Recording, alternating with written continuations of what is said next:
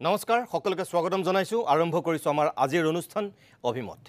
অভিমতত আমি আজি দুটা বিশেষ বিষয়ক লৈ কিছু আলোকপাত কৰিম এটা হৈছে সুবুৰীয়া ৰাষ্ট্ৰ নেপালত হেহতিয়াকৈ যি গণ অভ্যুত্থান ঘটিছে প্ৰধানমন্ত্ৰী ৰাষ্ট্ৰপতিয়ে যি পদত্যাগ কৰিবলগীয়া পৰিৱেশ পৰিস্থিতিৰ উদ্ভৱ হৈছে সেই সন্দৰ্ভত আৰু আনটো হৈছে আমাৰ দেশৰ নতুন উপৰাষ্ট্ৰপতি নিৰ্বাচিত হৈছে দুয়োগৰাকী আছিল দক্ষিণৰ প্ৰাৰ্থী এই সন্দৰ্ভত আমি অকণমান অভিমতত আজি আলোকপাত কৰিম ষ্টুডিঅ'ত যিসকল ব্যক্তি এই মুহূৰ্তত আমাৰ লগত অতিথি হিচাপে আছে মই আপোনালোকক চিনাকি কৰি দিছোঁ আমাৰ মাজত আছে বিশিষ্ট ৰাজনৈতিক বিশ্লেষক লেখক ডক্টৰ আবু নাছেৰ সৈয়দ আহমদ মই আপোনাক অনুষ্ঠানলৈ স্বাগতম জনাইছোঁ লেখক বিশ্লেষক সাইদুল ইছলাম আছে মই সাইদুল ইছলামক অনুষ্ঠানলৈ স্বাগতম জনাইছোঁ আন এগৰাকী বিশিষ্ট লেখক ৰাজনৈতিক বিশ্লেষক ডক্টৰ ৰঞ্জিত সভাপণ্ডিত আছে মই সভাপণ্ডিত ডাঙৰীয়াকক অনুষ্ঠানলৈ স্বাগতম জনাই লৈছোঁ আন এগৰাকী ব্যক্তি হৈছে কংগ্ৰেছৰ মুখপাত্ৰ ওমান ৱাদুদ মই ওমান ৱাদুদক অনুষ্ঠানলৈ স্বাগতম জনাইছোঁ আৰু বিজেপিৰ মুখপাত্ৰ হিচাপে আজিৰ অনুষ্ঠানৰ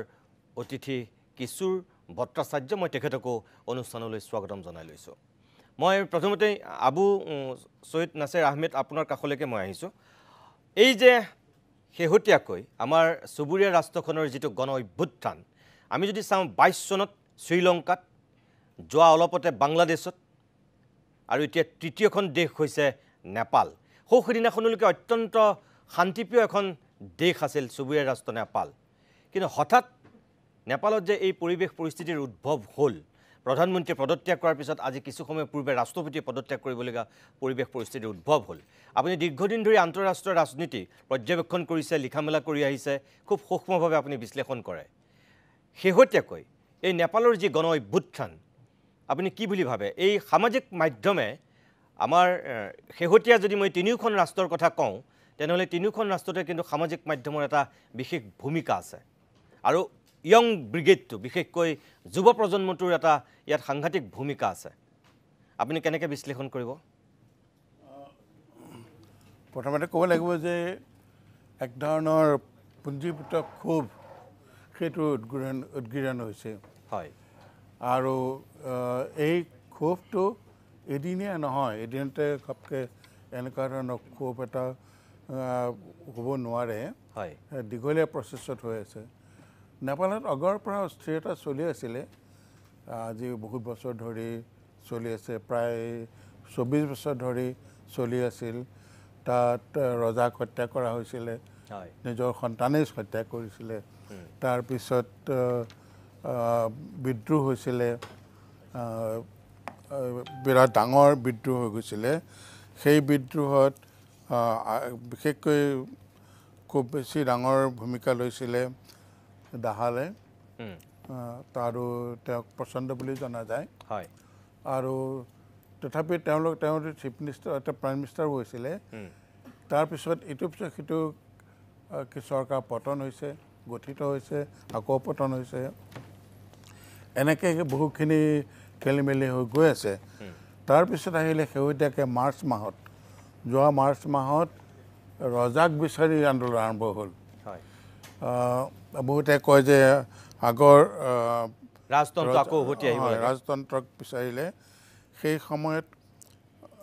তেওঁলোকে মানে যিসকল আগভাগ লৈছিলে তেওঁলোক বেছিখিনি কিন্তু যুৱ চামৰ মানুহে আছিলে কিন্তু তেওঁলোক ৰাজতন্ত্ৰক বিচাৰিছিলে তেওঁলোকে দেখিছিলে যে কমিউনিষ্টৰ শাসন হ'ল নেপাল কংগ্ৰেছৰ শাসন হ'ল তাৰপিছততো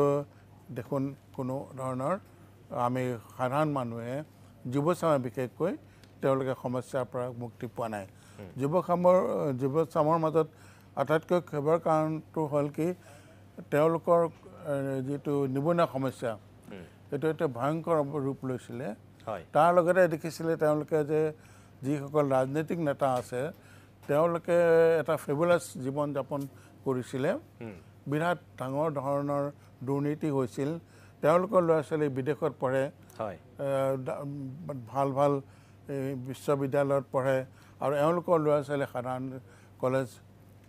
বিশ্ববিদ্যালয়ত পঢ়ে তেওঁলোকে সা সুবিধা নাপায় আৰু যিসকলে বিদেশত পঢ়ে তেওঁলোকে প্ৰায় ছ'চিয়েল মিডিয়া ইউজ কৰি দেখে চোৱা আমি কেনেকুৱা ধৰণে আৰামত আছোঁ কেনেকুৱা ধৰণৰ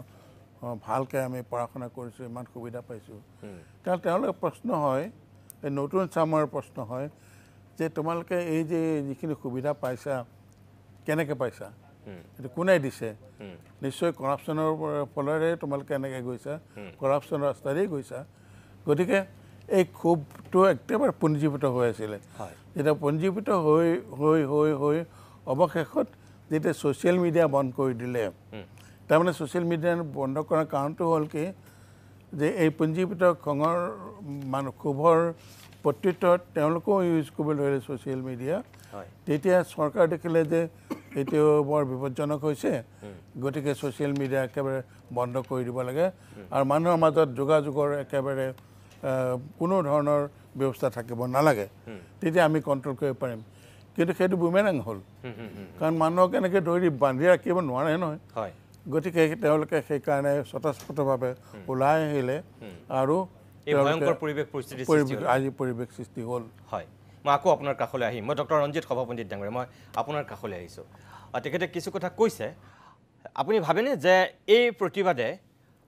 আকৌ ৰাজতন্ত্ৰক ঘূৰাই আনিব তাত? নাই, মই নিশ্চয় নাভাবোঁ ৰাজতন্ত্ৰ ঘূৰাই আনিব বুলি এইটো কোৱা কথা নহয়। কাৰণ এতিয়া বিচাৰিলেও আচলতে এইটো ডেমক্ৰেচিৰ যুগ। আচল গোটেই বস্তুটো হৈছে কি পুঞ্জীভূত বেদনা ক্ষোভ। আৰু এইটো আচলতে কি হ'ল যে যেনেকৈ আমি যে চিপাহী বিদ্ৰোহত এনফিল্ড ৰাইফলটোৱে যেনেকৈ তাৎক্ষণিক কাৰণ এটা হৈছিল, আৰু এতিয়া এই ছ'চিয়েল মিডিয়া 25টা আপোনাৰ প্লেটফৰ্ম বন্ধ কৰি দিছে, 25টা নে 26টা, আৰু যাৰ কাৰণে তেওঁলোকে হঠাতেই উগ্ৰমূৰ্তি ধাৰণ কৰিছে। কি তাৰ বেকগ্ৰাউণ্ড বহুত কথা আছে। এতিয়া এইকেইটা হৈছে কি এতিয়া কিছুমান উপলক্ষ্য এনেকৈ যদি চাওঁ যে চুবুৰীয়া ৰাষ্ট্ৰখনত বৰ্তমান যি শাসন, এই শাসন ব্যৱস্থাত তাৰ জনসাধাৰণে যথেষ্ট পৰিমাণে এটা ক্ষোভ, তেওঁলোকৰ বেদনা বহুদিনৰ পৰা আছে। আৰু ইয়াৰ ক্ষেত্ৰত দেখা যায় যে ৰাষ্ট্ৰখনে প্ৰত্যেক ক্ষেত্ৰতে বিদেশী ৰাষ্ট্ৰৰ ওপৰত নিৰ্ভৰশীল হ'ব লগা হৈছে। আৰু তেওঁলোকৰ বিশেষকৈ দুৰ্নীতি এটা বিশেষ কাৰণ, আৰু এই দুৰ্নীতিটো এতিয়াৰ নহয়, তেতিয়াৰ পৰা বহুত দিনৰ পৰা চলি আছে। আৰু এতিয়া অলি যেতিয়া তেওঁ ৰাষ্ট্ৰপতি হ'ল, গতিকে তাৰ পিছৰ পৰাই কি হ'ল যে তেওঁলোকে প্ৰধানমন্ত্ৰী হ'ল, তাৰ পিছৰ পৰা বিদেশী ৰাষ্ট্ৰৰ লগত তেওঁ প্ৰত্যেক ক্ষেত্ৰতে যোগাযোগ কৰিব লগা হ'ল। আৰু এতিয়া এই কথাটো হৈছে কি যে ছ'চিয়েল মিডিয়াটো, সামাজিক মাধ্যমটো বন্ধ কৰি দিছে। এইটো আচলতে কি হ'ল, এটা সাংঘাতিক এটা ভুল পথ এটা তেওঁলোকে লৈছে। কাৰণ এইটো হৈছে কি এটা ডেমক্ৰেটিক এটা ৰাইট, মানুহৰ ভইচ মাত বন্ধ কৰাৰ ক্ষমতাটো আচলতে নাই। কাৰণ এতিয়া তেওঁলোকে কি হৈছিল যে জোৰকৈ বন্ধ কৰিছে। আৰু ইয়াৰ লগত মেইনলি কোন জড়িত আছে, যিটো দেশখনৰ য়াং জেনেৰেশ্যনটো। আৰু বৰ্তমান অৱস্থাত কি হৈছে কি যে এটা ইণ্ডাষ্ট্ৰিয়েল মুভমেণ্ট, সেই ইণ্ডাষ্ট্ৰি ইলেক্ট্ৰনিক মুভমেণ্ট, আৰু 1970 পৰা যিটো মুভমেণ্ট চলি আছে গোটেই পৃথিৱীজুৰি, আৰু ইয়াত এটা শক্তিশালী এটা গণসংযোগ বা আপোনাৰ ছ'চিয়েল মিডিয়াটো এটা খুব ষ্ট্ৰং মাধ্যম এটা, আৰু যাক বন্ধ কৰি দিয়াৰ লগে লগে ইয়াত এটা প্ৰটেষ্ট হ'বই। আৰু কথা হৈছে কি যে ছ'চিয়েল মিডিয়াটোৰ লগত এটা যথেষ্ট পৰিমাণৰ অকল যোগাযোগেইটো নহয়, ছ'চিয়েল মিডিয়ামৰ লগত আচলতে মানুহৰ ইনকামৰ কথাও জড়িত আছে। আৰু তাৰ যিসকল ডেকা ল'ৰাৰ য়াং জেনেৰেশ্যন, আৰু তেওঁলোকে কি হৈছিল তাৰ লগত তেওঁলোকৰ ইনকামৰ কথা, তাৰ জীৱনৰ এটা পথ তেওঁলোকে বাছি লৈছে। আৰু যেতিয়া এইটো হঠাতে বন্ধ কৰি দিয়াৰ পিছত তেওঁলোকে ইৰিটেশ্যন এটা খং ভাৱ এটাৰ সৃষ্টি হ'ব। এতিয়া ধৰক আজিকালি মই দেখিছোঁ যে ছ'চিয়েল মিডিয়াৰ যোগেদি বহুতো নিবনুৱাই কি কৰিছে যে তেওঁলোকে ইনকামৰ পথ এটা বাছি লৈছে। গতিকে এই যিটো ব্যৱস্থা হঠাতেই তেওঁলোকে কৰি দিলে, আগৰ বেদনাৰ লগত এটা তেওঁলোকে বন্ধ কৰি দিলে, যাৰ ফলত তেওঁলোকৰ মাজত এটা উগ্ৰ ৰূপ এটা ধাৰণ কৰিছে, আৰু আগৰ কজবিলাকৰ লগত লগ হৈ পেলাই তেওঁলোকে এই অৱস্থালৈ গতি কৰিছে। নিশ্চয়, মই আকৌ আহিম আপোনাৰ কাষলৈ। হয়, মই ছাইদুল ইছলামৰ কাষলৈ আহিছোঁ। আৰম্ভণিতে মই কৈছোঁ যে প্ৰথমতে শ্ৰীলংকা, তাৰপিছত বাংলাদেশ, এতিয়া নেপাল, চতুৰ্থত কোনখন দেশ এয়া সময়ে ক'ব। এতিয়া কথা হ'ল যে দক্ষিণ পূব এছিয়াতে এই ঘটনাটো সংঘটিত হৈ আছে। ইয়াৰ যিখিনি প্ৰভাৱ আমি দেখিছোঁ সামাজিক মাধ্যমৰ যোগেদি কৰা আন্দোলনবিলাকৰ প্ৰভাৱ কেনেকুৱা হৈছে। আমাৰ ভাৰতবৰ্ষতো সামাজিক মাধ্যমৰ যোগেদি আৰম্ভ হোৱা কিছু আন্দোলনৰ প্ৰভাৱ কিছু ক্ষেত্ৰত কেনেকুৱা ধৰণৰ হৈছে ভাৰতৰ লোকে দেখিছে। আন্না হাজাৰে কৰা সেই আন্দোলনটো কেনেকুৱা পৰ্যায়ৰ পৰা কেনেকুৱা পৰ্যায়লৈ গতি কৰিলে আমি দেখিছোঁ। আপুনি প্ৰথমতে যিটো কথা কৈছে যে চতুৰ্থখন দেশ কোনখন হ'ব, মই ডেফিনেটলি ভাবোঁ যে ভাৰত নহয়, তাৰ নোহোৱাৰ বিভিন্ন কাৰণ আছে কিন্তু মই ভাবোঁ যে ভাৰত নহয় আৰু নোহোৱাটো কামনাও কৰোঁ তেনেকুৱা এটা পৰিৱেশ এই কথাটো মই কৈ থৈছোঁ দ্বিতীয় কথাটো হৈছে আপুনি ভাৰত নহয় কিন্তু পাকিস্তান হ'বলৈ আছে হ'ব পাৰে পাকিস্তান হ'ব পাৰে ইণ্ডোনেছিয়া কিছুদিন আগতে ইণ্ডোনেছিয়াত এটা আনৰেষ্ট সৃষ্টি হৈছে পৃথিৱীৰ বিভিন্ন সৰু সৰু দেশবিলাকত এই ধৰণৰ কথা বতৰাবিলাক ঘটিব লৈছে বা ঘটিছে আৰু আপুনি চাব যিবিলাক দেশত সাংঘাতিক ধৰণৰ বৈচিত্ৰ্য নাই তেনেকুৱা দেশবিলাকত কিন্তু এই ধৰণৰ ঘটনাবিলাক বেছিকৈ হৈছে সেইটো এটা বেলেগ বিষয় মূল বিষয়টো এনেকুৱা যে ছ'চিয়েল মিডিয়াৰ যিটো প্ৰভাৱ এই সম্পৰ্কত ইতিমধ্যে বিভিন্ন যেতিয়া আন্দোলন আৰম্ভ হয় ভাৰততে আমি দেখিছোঁ কেইবাটাও আন্দোলন বা কা আন্দোলনৰ সময়তো দেখিছোঁ যে ছ'চিয়েল মিডিয়া এটা এক্টিভ ৰোল প্লে কৰে আৰু সেই ৰোলটো প্লে কৰে কাৰণে আমি যেতিয়া এটা আন্দোলনে বেলেগ ধৰণে গতিপথ এটা ল'বলৈ ধৰে সেই সময়তে ইণ্টাৰনেট ডিছৰাপশ্যনটো ফাৰ্ষ্ট এটা আজিকালি ধৰক 144তকৈ আগত যিটো কাম কৰিব লাগে সেইটো হৈছে ছ'চিয়েল মিডিয়া বা ইণ্টাৰনেট ডিছৰাপশ্যন এইটো কাম আৰম্ভ হৈছে আৰু বিভিন্ন আন্দোলনৰ সময়ত হৈছে মণিপুৰত হৈছে এনেকুৱা ধৰণৰ কথা বতৰাখিনি হৈছে এটা মূল বিষয়টো যদিও তাত ছ'চিয়েল মিডিয়া বেন কৰা বিষয়টো হৈছে তাত এই ধৰণৰ কথাটো ওলাইছে মই ভাবোঁ যে সেই বিষয়টোৰ লগত অন্যান্য যিবিলাক কাৰক ইতিমধ্যে ইমান দিন চলি আছিল সেই কাৰকবিলাকে বিশেষ ধৰণৰ প্ৰভাৱ এই গোটেই বিষয়টোত পেলাইছে আপুনি যদি চাই যে যিটো এই প্ৰটেষ্টটো আৰম্ভ কৰিছিল সেইটো আছিল হামি নেপাল বুলি এটা সংগঠন সেই এটা সামাজিক অনুষ্ঠান সেই অনুষ্ঠানৰ যিগৰাকী চেয়াৰপাৰ্চন সুধন গুৰুং তেওঁ কৈছে যে it is a response to government's action and কৰাপশ্যনতো তেওঁ খুব ষ্ট্ৰংলি এই বস্তুটো ৰিটাৰেট কৰিছে তেওঁ খুব ইনচিষ্ট কৰি পেলাই কৈছে যে কৰাপশ্যন আজিও তেওঁলোকে হয় গতিকে এই কৰাপশ্যন তাৰ কেইটামান বিষয় হৈছে এটা হৈছে ছ'চিয়েল মিডিয়া বেণ্ডৰ লগত তাৰ যিটো টুৰিজিম যিখন মাৰ্কেট সেই টুৰিজিম মাৰ্কেটখনৰ মেইন গোটেই কাৰবাৰটো চলে ছ'চিয়েল মিডিয়াৰ কেন্দ্ৰিকভাৱে তেওঁলোকে গোটেই বিষয়টো এনলাৰ্জ কৰিছে বা তেওঁলোকে গোটেই বস্তুটো প্ৰসাৰ ঘটাইছে গতিকে তাৰ যিবিলাক লোকেল ইমিডিয়েট যিবিলাক টুৰিষ্ট গাইড আছে বা টুৰিষ্ট এজেঞ্চি আছে তেওঁলোকৰ ওপৰত প্ৰত্যক্ষভাৱে প্ৰভাৱ পৰিছে গতিকে তেওঁলোকে এই বিষয়টোত এটা সেই ধৰণৰ এটা হয়তো এটা প্ৰতিক্ৰিয়া প্ৰকাশ কৰাৰ এটা সম্ভাৱনা তাত আছিলেই তাৰ লগত জড়িত হৈ পেলাই যিবিলাক কৰাপশ্যন বা নেপো নেভিজ বুলি এটা কথা ওলাইছে নেপো নেভিজ বা নেপো কিডছ যিসকল ধনী মানুহৰ ল'ৰা ছোৱালী তেওঁলোকে যিটো জীৱন কটাইছে লেভিছ লাইফ কটাইছে যিবিলাক ৰাজনৈতিক ব্যক্তিৰ ল'ৰা ছোৱালীয়ে ডাঙৰ ডাঙৰ বিশ্বৰ বিভিন্ন ভাল ভাল শিক্ষানুষ্ঠানত পঢ়ি পেলাই তেওঁলোকে ছ'চিয়েল মিডিয়াত ফটো আপলোড কৰিছে সেইবিলাকৰ এটা ৰিয়েকশ্যন হৈছে গতিকে গোটেই বিষয়টো ক'ৰবাত ৰাজনৈতিকভাৱে সুবিধা লৈ পেলাই এটা শ্ৰেণীয়ে গোটেই ভোগ দখল কৰিছে তাৰ বিপৰীতে এটা শ্ৰেণীয়ে পাইছে প্ৰশ্ন কৰিব খুজিছে এই গোটেই বিষয়টোৰ জৰিয়তে আমি পাইছোঁ কি এই ধৰণৰ বিষয়টোৰ লগত মই ভাবোঁ যে অৰ্থনৈতিক বৈষম্য বা অৰ্থনৈতিক গ্ৰথৰ কথাটো আছে নেপাল ইজ এ ৰিমিটেড ষ্টেট গোটেই তেওঁলোকৰ ইকনমিটো চলে ৰিমিটেঞ্চৰ ওপৰত তেওঁলোকে তেনেকুৱাকৈ চলাই আছে ৱৰ্ল্ড বেংকৰ গোটেই কথা বতৰাবিলাকৰ ৰিপৰ্টবিলাক যদি আমি চাওঁ তাৰ GDPটো একেবাৰে লাহে গ্ৰথটো একেবাৰে ল' গতিকে তেনেকুৱা প্ৰেক্ষাপটত এখন দেশত যদি ইকনমিটো একেবাৰে মজবুত নাথাকে ইকনমিটো যদি ভাঙি পৰে তেতিয়াহ'লে এনেকুৱা দেশবিলাকত সৰু সৰু দেশবিলাকত এনেকুৱা আনৰেষ্ট হোৱাৰ সম্ভাৱনাটো আটাইতকৈ বেছি থাকে আৰু তাৰ লগত যেতিয়া কৰাপশ্যনৰ বিৰুদ্ধে এটা মানুহৰ এটা আপোনাৰ যদি ছবি এটা ক্ৰিয়েট হয় সেই ছবিটোৰ বিৰুদ্ধে কিন্তু মানুহৰ এটা ঘৃণা থাকে বিশেষকৈ জেন জি শব্দটো ইয়াতে জড়িত হৈছে জেন জি বুলি কওঁতে এটা কথা আমি ক'ব লাগিব যে যিসকলে জন্ম পায়ে নিজক জনা বুজা হোৱাৰ সময়তে ইণ্টাৰনেট ব্যৱহাৰ কৰিব পাৰিছে তেওঁলোকক জেন জি বুলি কোৱা হৈছে গতিকে এই ইণ্টাৰনেট ব্যৱহাৰ কৰা ল'ৰা ছোৱালীবিলাকৰ জীৱন যাত্ৰা জীৱন ধাৰণা বা চিন্তা চেতনাটো অলপ যে বেলেগ সেইটো এই গোটেই ঘটনাটো প্ৰকাশ পাইছে এতিয়া তাৰ লগত বিভিন্ন ৰাজনৈতিক কাৰক জড়িত হ'ব পাৰে তাত অন্যান্য কথা বতৰা হ'ব পাৰে আজি যিটো ঘটনা ঘটিছে একেবাৰে শ্বেখ হাছিনা যেনেকৈ পলাই গৈছিল ছেম ষ্টাইলত তাৰ প্ৰধানমন্ত্ৰী পলাবলগীয়া পৰিৱেশ হৈছে এই কথা বতৰাবিলাকে মই ভাবোঁ যে ক'ৰবাত ৰাজনৈতিক নেতাসকলৰ যি কৰ্মকাণ্ড গোটেই পৃথিৱীত ৱৰ্ল্ড ৱাইড যিবিলাক কৰ্মকাণ্ড একেবাৰে স্বেচ্ছাচাৰী বা নিজকে ক্ষমতাশালী বুলি ভবা মানুহবিলাকে কিন্তু অন্ততঃ এবাৰ নিজকে পুনৰ প্ৰশ্ন কৰা উচিত যে এই ধৰণৰ ঘটনা হওক বা নহওক আমি কিন্তু ক'ৰবাত বেয়া কাম কৰি আছোঁ নেকি এই প্ৰশ্নটো কিন্তু কৰাৰ এটা সুযোগ দিছে বুলি মই ভাবোঁ আৰু চুবুৰীয়া নেপাল চুবুৰীয়া শ্ৰীলংকা এই ঘটনাবিলাকে যিবিলাক এটা নতুন এটা ছিগনিফিকেঞ্চ গোটেই ৱৰ্ল্ড ইকনমিত বা ৱৰ্ল্ড আপোনাৰ পলিটিকেল কালচাৰটোত আনিছে এইটো কিন্তু মই ভাবোঁ এটা সাংঘাতিকভাৱে এটা অমিনাছ চাইন একে সময়তে যিসকলে পৰিৱৰ্তন বিচাৰে যিসকলে এটা ৰিভলিউশ্যন বিচাৰে তেওঁলোকৰ কাৰণে এইটো এটা কিন্তু আশাৰো এটা হয়তো নতুন পথ এটা সন্ধান তেওঁলোকে পাইছে বুলি আমি ক'ব পাৰোঁ ঠিক আছে মই ধন্যবাদ জনাইছোঁ তিনিগৰাকী বিশ্লেষকৰ পিছত আমি দুগৰাকী ৰাজনীতিক আছে যিহেতু দুটা প্ৰধান ৰাজনৈতিক দলৰ দুগৰাকী মুখপাত্ৰ তেখেতসকলৰ কাষলৈ আমি আহিব বিচাৰিছোঁ মই উমান ৱাদুত মই প্ৰথমতে আপোনাৰ কাষলৈকে আহিছোঁ ৰাজনীতিকৰ যিমানেই দম্ভ অহংকাৰ প্ৰতিপ্ৰতি নাথাকক কিয় এটা সময়ত যে সকলো তছনছ হৈ যায় জনতাৰ ওচৰত যে সকলো পানী আমি তিনিখন দেশৰ উদাহৰণে আমাক শেহতীয়াকৈ দেখুৱাই দিছে বিশেষকৈ যুৱ প্ৰজন্মটোৰ হাতত কি প্ৰচুৰ ক্ষমতা আছে শক্তি আছে প্ৰথমে আমি শ্ৰীলংকাত দেখিলোঁ, তাৰপিছত আমি বাংলাদেশত দেখিলোঁ, এতিয়া আমি নেপালত দেখিলোঁ। শ্ৰীলংকাত এটা সময়ত উত্তপ্ত পৰিস্থিতি আছিল, কিন্তু তাৰপিছত হাম কটাৰ পিছত শ্ৰীলংকাও মোটামুটি এখন শান্ত দেশ হৈ আছিল। বাংলাদেশো মোটামুটি ঠিকেই আছিল চাবলৈ গ'লে। নেপালটো বহুত শান্তিপ্ৰিয় দেশ হিচাপে নাম আছিল। কিন্তু এই তিনিওখন দেশতে যদি আমি এতিয়া চাওঁ, এখেতসকলে যিখিনি কথা কৈছে যে সামাজিক মাধ্যমত যিটো ভূমিকা বা যুৱ প্ৰজন্মটোৱে কিয় এনেকুৱা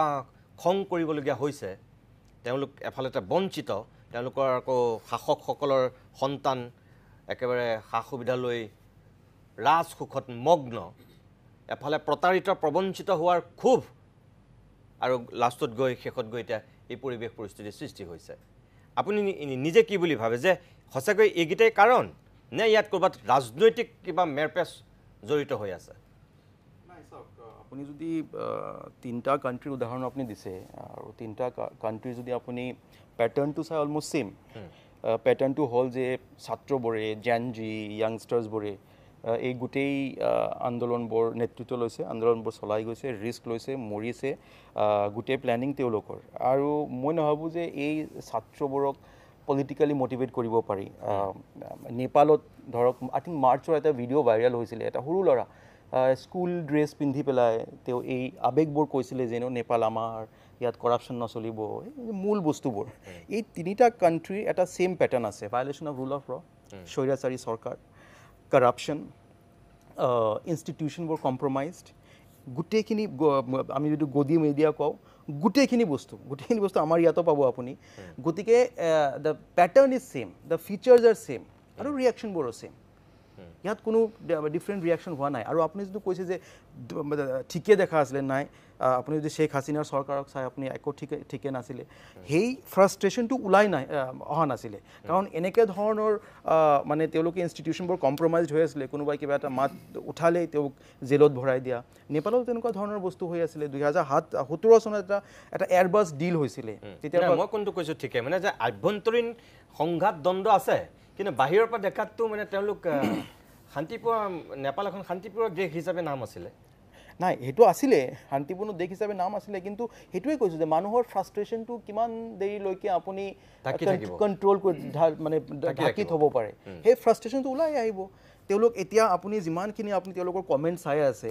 যদি ছ'চিয়েল মিডিয়া বেন হৈছে, ছ'চিয়েল মিডিয়া খুলি দিছে অলপ দেৰি আগত, বাধ্যত পৰি খুলি দিছে। কিন্তু আপুনি এই খং, পাৰ্লিয়ামেণ্টৰ বিল্ডিং জ্বলাই দিয়া হৈছে, প্ৰধানমন্ত্ৰীৰ ঘৰ জ্বলাই দিয়া হৈছে, যিটো আটাইতকৈ ডাঙৰ নেপালৰ গদি মিডিয়া, সেই বিল্ডিংটো জ্বলাই দিয়া হৈছে। এই ক্ষোভটো ক'ৰ পৰা আহিলে? এদিন দুদিনৰ ক্ষোভ নহয়। কিন্তু আপুনি যিমানখিনি ৰিপৰ্ট আপুনি উঠাই চাই, তাত যিবোৰ কমেণ্ট, যিবোৰ আন্দোলনৰ যিবোৰ নেতৃত্ব লৈছে, বা এইটো বেচিকেলি কোনো নেতৃত্ব নহয়, চবেই একেটা কথা কৈ আছে যে উই আৰ ফ্ৰাষ্ট্ৰেটেড, আমাক ইনক্লুড কৰা হোৱা নাই ডিচিশ্যন মেকিঙত, কৰাপশ্যন হৈ আছে, ৰুল অফ লক আপহোল্ড কৰা হোৱা নাই, যধে মধে বস্তুবোৰ হৈ আছে, আৰু আমাৰ কোৱালিটি অফ লাইফটো বেয়া হৈ গৈ আছে। আৰু খালি এটা শ্ৰেণীৰ ফেভাৰিটিজিম হৈ আছে, নেপোটিজিম হৈ আছে, যিবোৰ মানুহ পাৱাৰত বহি আছে, তেওঁৰ আশে পাশে মানুহবোৰে কিন্তু বেনিফিটেড হৈ আছে, বাকী যিবোৰ জনসাধাৰণ তেওঁলোকে বেনিফিটেড হোৱা নাই। এই বস্তুটো same story you will hear in Bangladesh, same story you will hear in Sri Lanka. So' পেটাৰ্ণটো ছেইম। বাহিৰৰ পৰা আমি দেখিব পাৰোঁ যে মানুহে প্ৰটেষ্ট কৰা নাই, অলপ শান্তিপূৰ্ণ হৈ আছে, বাট ইট ৱাজ ব্ৰিউইং আণ্ডাৰ। লাহে লাহে এই ফ্ৰাষ্ট্ৰেশ্যনটো এতিয়া বাহিৰত ওলাই গৈছে, আৰু কিমান বেছি ফ্ৰাষ্ট্ৰেশ্যন আছিলে। গতিকে আমি বাহিৰৰ পৰা ক'ব পাৰোঁ যে শান্তিপূৰ্ণ হৈ আছে। যদি শান্তিপূৰ্ণ হৈ থাকিলেহেঁতেন, আজি প্ৰধানমন্ত্ৰী শ্বেখ হাছিনাটো ওলাই আহিছিলে, মই এইমাত্ৰ জাষ্ট ফটো চালোঁ, একদম তেজেৰে ভৰা প্ৰাইম মিনিষ্টাৰ, তেওঁ চাগে মানে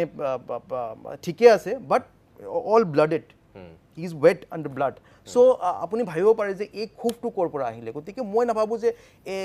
বাহিৰৰ পৰা যিটো আমি শান্তিপূৰ্ণ চাওঁ, শান্তিপূৰ্ণ নাছিলে। এই ফ্ৰাষ্ট্ৰেশ্যনটো লাহে লাহে বাঢ়ি আছিলে, আৰু এই ফিচাৰবোৰৰ কাৰণে যে আইনৰ শাসন নাছিলে, কৰাপশ্যন হৈ আছিলে, নেপোটিজিম হৈ আছিলে, এই জেনজি প্ৰকাশ ঘটি গ'ল। এইটো তাৰ এতিয়া প্ৰকাশ ঘটিছে। ধন্যবাদ জনাইছোঁ।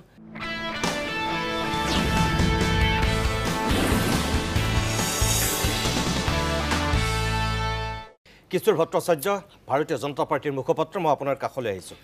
চাৰিওগৰাকীৰ বক্তব্য আপুনি শুনিলে, কি ক'ব আপুনি সামগ্ৰিকভাৱে? এই দক্ষিণ পূব এছিয়াতেই ইখনৰ পিছত সিখন দেশ এক প্ৰকাৰ আক্ৰান্ত হৈছে। মই শুনিলোঁ যিসমূহ কাৰণ ইয়াত বিশ্লেষণ কৰা হৈছে, সেই কাৰণখিনিতো হয়েই, একেবাৰে নস্যাৎ কৰিব পৰা নহয়। কিন্তু মই ভাবোঁ ইয়াত এটা আন্তৰ্জাতিক কথাও জড়িত হৈ আছে। আপুনি যদি গোটেই পৰিস্থিতি আৰু পৰিৱেশটো বিশ্লেষণ কৰে, শ্ৰীলংকাত যেনেদৰে হৈছিলে, বাংলাদেশত যেনেদৰে হৈছিলে, নেপালতো তেনেদৰে হৈছে। অৰ্থাৎ এই যিটো সামগ্ৰিকভাৱে জনতাৰ একদম ক্ষোভটো গৈ parliament, president house, prime minister's house এইবিলাকত গৈ যি ধৰণে অত্যাচাৰ, আজিতো নেপালৰ পাৰ্লামেণ্ট হাউচে জ্বলাই দিছে। গতিকে এই ধৰণৰ যিটো লক্ষণ আমি ছেম ধৰণৰ গোটেই বস্তুটোত দেখিব, আপুনি গোটেই য়ং জেনেৰেশ্যনটোৱে পাৰ্টিচিপেট কৰিছে। আৰু এইটো একেবাৰে অতি চূড়ান্ত ৰূপ লৈছে। নেপালততো দেখিছোঁ তাতে বন্দুক বাৰুদো হাতত দেখা গৈছে। গতিকে এই যিটো কথা, ইয়াৰ লগত এটা আন্তৰ্জাতিক সম্পৰ্কৰ কথাও জড়িত হৈ আছে। কেৱল নেপালৰ শাসকবৰ্গই সেই কথাটো হয়তো অনুধাৱন কৰিব নোৱাৰিলে যে পুঞ্জীভূত ক্ষোভটো যে এনেদৰে হঠাৎ মানে বিস্ফোৰণ ঘটিব। কিছুদিনৰ আগতে চীনত পৃথিৱীৰ আমাৰ গুৰুত্বপূৰ্ণ কেইবাখন দেশৰ, বিশেষকৈ এছিয়াৰ যিখিনি নেতা তাত লগ হৈছিলে, তাত ভাৰতৰ প্ৰধানমন্ত্ৰীও আছিলে, আনকি নেপালৰ প্ৰধানমন্ত্ৰী অলিও গৈছিলে। অলিকো আমাৰ চীনৰ প্ৰধানমন্ত্ৰী চীনৰ ৰাষ্ট্ৰপতি জি জিনপিঙৰ লগত দেখা গৈছিলে। ছ'চিয়েল মিডিয়াত আমি সেই ফটো দেখিছোঁ। তাৰ পৰা আহি চাইনা আৰু আমেৰিকাৰ এটা ডিপ ষ্টেটৰ ইয়াত এটা গোটেই হেৰিত দক্ষিণ পূব এছিয়াত আমেৰিকান ডিপ ষ্টেটে এটা খুব সংগোপনে এটা ইয়াত তেওঁলোকৰ প্ৰভুত্ব বিস্তাৰ কৰিবলৈ এটা কাম কৰি আছে বুলি বহুত বিশ্লেষকে নেপালৰ এই ঘটনাটোৰ পিছত মন্তব্য কৰিছে। এইটো অনুমান কৰিব পৰা যায় যে গোটেই মানে ঘটনাৰ যিটো গুৰি সেইটো সামান্য, অৰ্থাৎ ফিৰিঙতিতে খান্দবদা হৈছে। শ্ৰীলংকাত একেটাই হৈছে, বাংলাদেশত একেটাই হৈছে, অজুহাত এটা লৈছে মাত্ৰ। কিন্তু সেই অজুহাতৰ আধাৰত কিন্তু বাকী প্ৰটেষ্টৰ ধৰণ, তেওঁলোকৰ যি লক্ষ্যবিলাক সাধাৰণতে দেখিব, এই প্ৰধানমন্ত্ৰী ৰাষ্ট্ৰপতিৰ বাসভৱন, প্ৰধানমন্ত্ৰী ৰাষ্ট্ৰপতিৰ পৰিয়াল একে ধৰণৰ হৈছে। গতিকে ইয়াৰ যোগেদি এটা কথা নিশ্চিত হৈছে, ইয়াত যেন কোনোবা এটা শক্তি মানে জড়িত হৈ আছে। আজি যেনেকৈ আমেৰিকাৰ অতিকৈ ঘনিষ্ঠ বাংলাদেশৰ আমাৰ মহম্মদ ইউনুছ চাহাবক তাত তেওঁলোকে বিচাৰিছিলে ছাত্ৰসকলে, সেইমতে তেওঁ মানে তাৰ ৰাষ্ট্ৰপ্ৰধান হ'ল। ইয়াতো আপোনাৰ নেপালতো কি হৈছে, তেওঁলোকৰ পচন্দ হ'ল বলেন্দ্ৰ শ্বাহক তেওঁলোকে প্ৰক্ষেপ কৰিছে, য়ং জেনেৰেশ্যনটোৱে, যে তেওঁলোকৰ পৰৱৰ্তী প্ৰধানমন্ত্ৰী হ'ব লাগে বলেন্দ্ৰ শ্বাহৰ বিষয়ে নিউয়ৰ্ক টাইমছ আৰু আপোনাৰ টাইম মেগাজিনে কিছুদিনৰ আগতে বলেন্দ্ৰ শ্বাহৰ মানে খুব উচ্চ প্ৰশংসা কৰি লিখা বুলি আজি চৰ্চা হৈছে যে কোনোবাখিনিত তাৰমানে বলেন্দ্ৰ শ্বাহ আৰু আমেৰিকাৰ ডিপ ষ্টেটৰ মাজত এটা ৰিলেশ্যনশ্বিপ আগৰ পৰা আছিলে। যেনেকৈ ইউচুফক, যেনেকৈ মহম্মদ ইউনুছক যেনেকৈ বাংলাদেশত অনা হ'ল, ঠিক তেনেদৰে বলেন্দ্ৰ শ্বাহক এতিয়া প্ৰজেক্ট কৰিব খোজা হৈছে। ইয়াৰ অন্তৰালত যে এই গোটেই ঘটনাক্ৰমৰ অন্তৰালত বিশেষকৈ বলেন্দ্ৰ শ্বাহৰ নামটো উচ্চাৰিত হোৱাৰ লগে লগে এই কথাটো এক প্ৰকাৰ পোহৰলৈ আহিছে যে ইয়াত এটা আমেৰিকাৰ ডিপ ষ্টেটৰ এটা ইয়াত ষড়যন্ত্ৰ হয়তো থাকিব পাৰে। এইটো এতিয়াই এই মুহূৰ্ততে ক'ব নোৱাৰিলেও কিন্তু ৰাজনৈতিক বিশ্লেষকসকলে এই কথাটো অনুমান কৰিছে। কাৰণ যোৱা সময়ছোৱাত ভাৰতৰ সৈতে আমেৰিকাৰ সম্পৰ্কটো বৰ মধুৰ হৈ থকা নাই। তাৰ বিপৰীতে চীনৰ লগত ভাৰতৰ দ্বিপাক্ষিক সম্পৰ্ক উন্নত হৈছে। আৰু এই যিটো আমেৰিকান এপবিলাক যে বন্ধ হৈ গ'ল, 26টা এপ যেনেকৈ বন্ধ কৰি দিলে চৰকাৰে, ৰেজিষ্ট্ৰেশ্যন ফেইল হোৱাৰ মানে অজুহাত দেখুৱাই যে সময়মতে ৰেজিষ্ট্ৰেশ্যন কৰিব পৰা নাই, কোম্পানীবিলাকে হেঁচা দিছে, সেইটো চৰকাৰে অপাৰগতা প্ৰকাশ কৰিছে, যাৰ ফলত এইটো বন্ধ কৰিবলগীয়া হৈছে, এই ধৰণৰ ৰেষ্ট্ৰিকশ্যন আনিবলগীয়া হৈছে, এই ধৰণৰ চৰকাৰীভাৱে বিবৃতি দিয়া হৈছে। বোধহয় সেইটো তেওঁলোকৰ এটা ডিপ্ল'মেটিক এটা ভুল নহ'লে, কাৰণ আমেৰিকাই এই কথাটো আগৰ পৰাই এটা হেঁচাত ৰাখিব খুজি আছিল যে আমেৰিকাই চাইনাৰ লগত নেপালৰ যিটো সম্পৰ্ক, চাইনাৰ লগত যিটো বাংলাদেশৰ সম্পৰ্ক যিধৰণে মধুৰ হ'ব ধৰিছিল, তাৰ বিপৰীতে আমেৰিকাই যেনেকৈ এইটো মেৰিনা কি আছিল দ্বীপটো, সেই দ্বীপটো যেনেকৈ তেওঁলোকে সামৰিক ঘাটি হিচাপে ব্যৱহাৰ কৰাৰ অনুমতি বিচাৰি বাংলাদেশ চৰকাৰৰ শ্বেখ হাছিনাৰ পৰা সেইটো যেতিয়া সঁহাৰি নাপালে, তাৰ পিছতে আমেৰিকাই তাত কাম কৰা আৰম্ভ কৰিছিলে যে চৰকাৰখন সেইখন চৰকাৰৰ পতন ঘটাব লাগে গতিকে আন্তঃৰাষ্ট্ৰীয় স্তৰত যিবিলাক বিশ্লেষক ৰাজনৈতিক বিশ্লেষক তেওঁলোকে কিন্তু ঘটনাটোক এই ধৰণেহে এতিয়া লাহে লাহে ব্যাখ্যা কৰিবলৈ লৈছে কাৰণ এই সৰু সৰু ৰাষ্ট্ৰবোৰ এই গোটেইখিনি কিন্তু ভাৰতবৰ্ষৰ প্ৰতিবেশী ৰাষ্ট্ৰ আজি শ্ৰীলংকা কওক বাংলাদেশ কওক নেপাল কওক গোটেইখিনি ভাৰতবৰ্ষৰ প্ৰতিবেশী ৰাষ্ট্ৰ আৰু সৰু সৰু ৰাষ্ট্ৰত এনে ধৰণৰ বিদ্ৰোহ ঘটাবলৈ খুব সহজ কিন্তু ভাৰতৰ দৰে বিশাল দেশ এখনত এইটো কাম পটককৈ কৰিব নোৱাৰে কাৰণ আমাৰ ইয়াত বিভিন্ন বৈচিত্ৰ্যতা আছে আৰু আমাৰ ইয়াত এনেকুৱা হয় মহাৰাষ্ট্ৰত এটা বিষয় লৈ যদি কিবা কাৰণত আন্দোলন হয় এনেকুৱা আন্দোলন হ'লেও তাৰ প্ৰভাৱ হয়তো উত্তৰ পূৰ্বত নপৰিব আমাৰ ইয়াত কা আন্দোলন হৈছিল কা আন্দোলনৰো কিন্তু গতিবিধিটো এনেকুৱাই আছিলে সব ছ'চিয়েল মিডিয়াৰ যোগেদিয়ে সংগঠিত হৈছিল যিমান ল'ৰা ছোৱালী ছাত্ৰ ছাত্ৰী ৰাজপথলৈ ওলাই আহিছিল সেইবিলাকৰ কিন্তু কোনো ধৰণৰ কোনো পাব্লিক এপিল নাছিল কোনো সভা কৰি লোৱা সিদ্ধান্ত নাছিল কোনো লিডাৰ নাছিল গোটেই সকলোবিলাকে ছ'চিয়েল মিডিয়াৰ যোগেদিয়ে সংগঠিত হৈছিল আৰু ছ'চিয়েল মিডিয়াৰ যোগেদি তেওঁলোকে ৰাজপথলৈ ওলাই আহিছিল আৰু কা আন্দোলনতো ইয়াত যি ধৰণৰ ধ্বংসলীলা হৈছিল সেই সময়ত জাপানৰ প্ৰধানমন্ত্ৰী অসম ভ্ৰমণ কৰিবলগীয়া আছিলে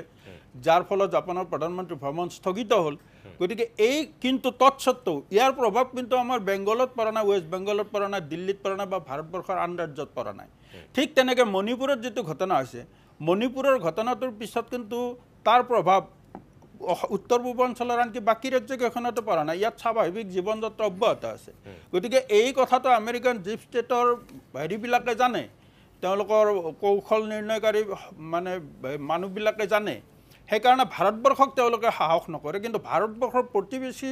ৰাষ্ট্ৰবিলাকত তেওঁলোকৰ পচন্দৰ মানুহ একোজন বহুৱাই ভাৰতৰ ওপৰত সকলো সময়তে এটা চাপ সৃষ্টি কৰি ৰাখিবৰ কাৰণে তেওঁলোকে যোৱা সময়ছোৱাত কাম কৰি আহিছে আৰু মই ভাবোঁ আজিৰ যিটো ঘটনা নেপালৰ যোৱাকালিৰ আৰু আজিৰ যিটো ঘটনা তাৰে এটা সেই ঘটনাক্ৰমৰে এটা পৰিণাম বুলি মই ভাবোঁ নিশ্চয় মই ধন্যবাদ জনাইছোঁ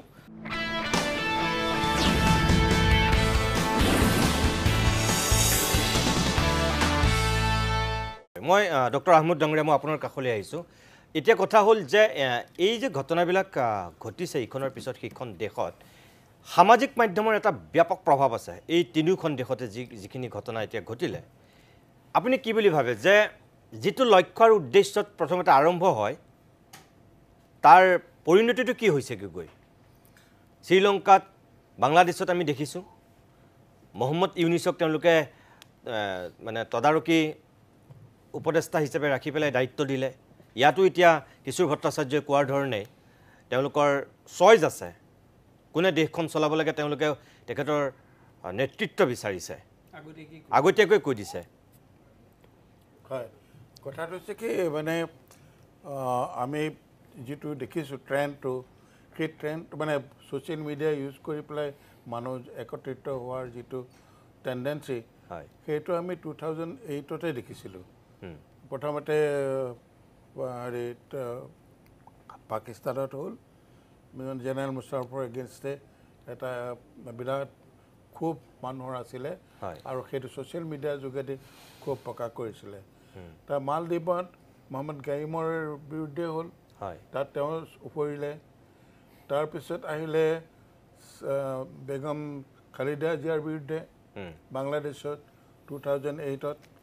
এই 2008 চনৰ এই চনটো বৰ ক্ৰুচিয়েল আছিলে তাত খালিদা জিয়াৰ ইলেকশ্যনত হাৰিলে শ্বেখ হাছিনা পাৱাৰলৈ আহিলে ভূটানত কিন্তু সেই কথা আগতীয়াকৈ গম পায় ৰজা জিংমি ৱানচুকে দৰ্জী ৱানচুকে তেওঁ আগতীয়াকৈ মানে এবডিকেট কৰিলে তেওঁ কনষ্টিটিউশ্যন মনাৰ্কি আৰম্ভ কৰি দিলে তেওঁ খুব চতুৰভাৱে গোটেইখিনি বৰ সুপৰিকল্পিতভাৱে কৰি দিলে পাকিস্তানত হ'ল তেনেকুৱা এই মানে সেইটো এটা ফ'ৰ্থ ৱেভ অফ ডেম'ক্ৰেচি বুলি কয় ফ'ৰ্থ ৱেভ অফ ডেম'ক্ৰেচি এটা চলি গ'ল সেইটো কিন্তু গোটেই বস্তুটো চলিছিলে ছ'চিয়েল মিডিয়াৰ যোগেদি সেইকাৰণে এই ছ'চিয়েল মিডিয়াৰ যিটো পাৱাৰ যিটো শক্তি সেইটো কোনো ওলাই কৰিব নোৱাৰে আৰু আজি একেটা ধৰণৰ ঘটনা তাত হৈছে কিন্তু তাৰ লগতে অলপ সাৱধান হ'ব লাগিব এইধৰণে সাৱধান হ'বলৈ মই ভাবোঁ মোৰ হয়তো ভুলো হৈছে এতিয়া যদি এইটো বস্তু হেৰি হয়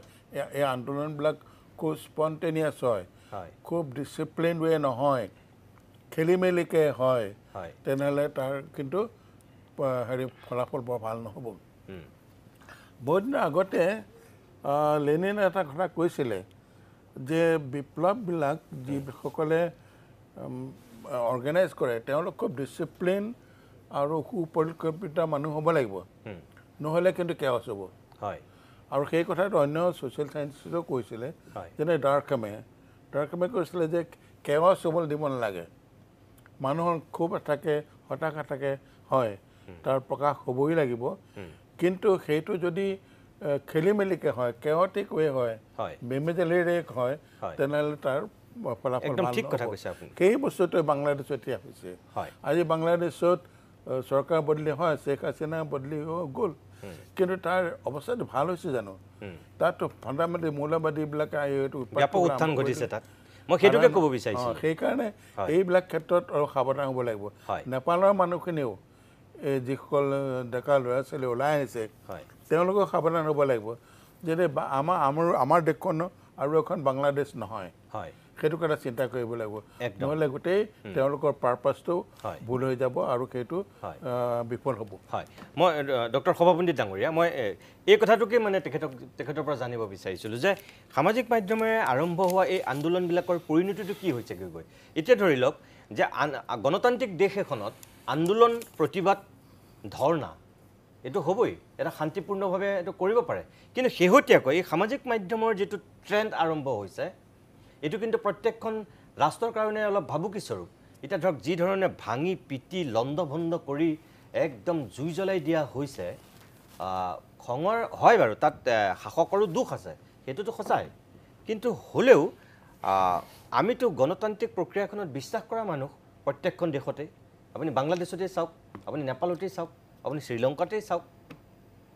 য়ং জেনেৰেশ্যনটোত যিসকলে এই কামটো কৰিছে তেওঁলোক অশিক্ষিত নহয়, তেওঁলোক সুশিক্ষিত আৰু উচ্চ শিক্ষিত, আৰু তেওঁলোকে যেতিয়া প্ৰধানমন্ত্ৰীৰ বিচনাত গৈ জঁপিয়াই জ্বলাই দিছে বা গোটেই তাত থকা আহাৰ পাতি খাই চেচ কৰি পেলাইছে, টিভি ভাঙিছে, বিচনা জ্বলাই দিছে, যিমানবিলাক কৰিছে একেটা ষ্টাইল। শ্ৰীলংকাত যেনেকুৱা হৈছিলে বাংলাদেশত একে হৈছে, বাংলাদেশত যেনেকুৱা হৈছে আপোনাৰ এতিয়া নেপালত হৈছে। তাৰমানে এইটো টেলিভিশ্যন বা ছ'চিয়েল মিডিয়াই এই দৃশ্যটো সম্প্ৰসাৰিত কৰি আছে নেকি? আৰু যদি এইটো হয় তেতিয়াহ'লে কিন্তু আগন্তুক দিনত দেখোন প্ৰত্যেকখন ৰাষ্ট্ৰতেই প্ৰতিবাদৰ, আন্দোলনৰ, ধৰ্ণাৰ ভাষা, পৰিভাষা সলনি হ'ব। নাই, কথাটো হয়, কিন্তু কথা হৈছে কি যদি আপুনি গোটেই পৃথিৱীৰ যিমানবিলাক আমি বিপ্লৱ, বিদ্ৰোহ, প্ৰত্যেকবিলাক ক্ষেত্ৰতে যদি আমি চাই দেখিব যে প্ৰত্যেকটো মুভমেণ্টৰ এগেইনষ্টে বা তাৰ লগত কোনে আছিল? য়াং জেনেৰেশ্যনটোৱে আছে। হয়, আজি য়াং জেনেৰেশ্যনটোক আমি দোষাৰোপ কৰিছোঁ, কিন্তু আগৰ যদি হিষ্ট্ৰীবিলাক আমি চাওঁ দেখিম তাতো য়াং জেনেৰেশ্যনেই বিদ্ৰোহ আৰম্ভ কৰিছে। হয়, আমাৰ অসমৰ আন্দোলনটোৱে এটা ডাঙৰ প্ৰমাণ নহয় জানো, ছাত্ৰ আন্দোলনটো। এতিয়া কথা হৈছে কি যে ছাত্ৰসকলৰ আন্দোলন কৰিছে, য়াং জেনেৰেশ্যনে আন্দোলন কৰিছে, তেওঁলোকৰ গাইডেন্সটো, প্ৰিন্সিপলটো ডাঙৰ কথা। এতিয়া তেওঁলোকে কিবা এটা তেওঁলোকক গাইড দিছে কোনে? আৰু যেতিয়ালৈকে গাইড দিয়া নাযায়, যেতিয়ালৈকে প্ৰপাৰ গাইডেন্স নাপায়, আৰু তেতিয়াই বস্তু হৈছে কি তেওঁলোকৰ যিটো পথৰ পৰা তেওঁলোকে আচলতে উজুতি খায়। এতিয়া ছ'চিয়েল মিডিয়া এতিয়া বৰ্তমান হৈছে, ছ'চিয়েল মিডিয়া বহুত সচকিত হৈছে, বহুত ষ্ট্ৰং হৈছে, আৰু এতিয়া ছ'চিয়েল মিডিয়াই আচলতে গোটেই আন্দোলনবিলাকক খুব কম সময়তে স্প্ৰেড কৰাৰ সুবিধাখিনি পাইছে। আগতে যেনিবা সেইখিনি কৰিব পৰা নাছিলে, কিন্তু আকৌ এতিয়া কৈছে কি এই ছ'চিয়েল মিডিয়াকে আকৌ কৰিছে, আমি শাসক পক্ষই ভয় কৰিছে যে এই ছ'চিয়েল মিডিয়াৰ কাৰণেই যে আন্দোলনটো বেছি স্প্ৰেড হৈ গৈছে, তাৰ কাৰণেও আচলতে তাৰ ওপৰত ব্যৱস্থা গ্ৰহণ কৰিছে। যি কি নহওক, এতিয়া গোটেইবিলাক কথা ক'বলৈ যদি চাওঁ দেখিম যে এই আজি নেপালত যিটো ঘটনা ঘটিছে আৰু ওচৰ চুবুৰীয়া ৰাষ্ট্ৰৰ যিবিলাক আমি বাংলাদেশৰ ক্ষেত্ৰতে হওক, শ্ৰীলংকাৰ ক্ষেত্ৰতে একেই, আৰু চবেই প্ৰথমতে এই ডেকা শক্তিটোৱে মুভমেণ্টটো আৰম্ভ কৰিছে, তাতো একেই। আৰু তেওঁলোকে পিছত গৈ পেলাই দেখিছে যে তেওঁলোকে যেন নিজৰ অস্তিত্বটো জাহিৰ কৰিব ঠিক পাৰা নাই, অৰ্থাৎ তেওঁলোকে যেন বিচলিত হৈছে। গতিকে এই ক্ষেত্ৰত তাৰমানে কি এটা চিন্তাৰ বিষয় যে আপুনি কোৱা কথাখিনি এইটোৱে মোক ক'ম যে আচলতে আমি মুভমেণ্টটো ক'বলৈ যাওঁতে, আন্দোলনটো ক'বলৈ যাওঁতে যে অকল চিন্তা কৰিব লাগিব যে এটা আইডিঅ'লজি এটা লৈ ল'ব লাগিব, এটা আদৰ্শ আমি কি কৰিম, সেই চিন্তাটাও আচলতে অলপ কৰি ল'ব লাগিব। ছ'চিয়েল মিডিয়াটো আমাৰ হেল্প কৰিছে, আন্দোলনটো ঘপককৈ বাঢ়ি গৈছে, কিন্তু তাৰপিছত আকৌ তাৰ পতনটো কিন্তু ঘপককৈ হৈ গৈছে একদম। গতিকে এতিয়া যেনেকৈ উত্থান আৰু পতন এই বস্তুটো একেবাৰে মানে ঘপককৈ হৈ গৈছে আৰু সেইটো বাংলাদেশে একেবাৰে আমাৰ স্পষ্ট প্ৰমাণ আৰু দ্বিতীয় আমাৰ ভট্টাচাৰ্যই এটা কথা কৈছে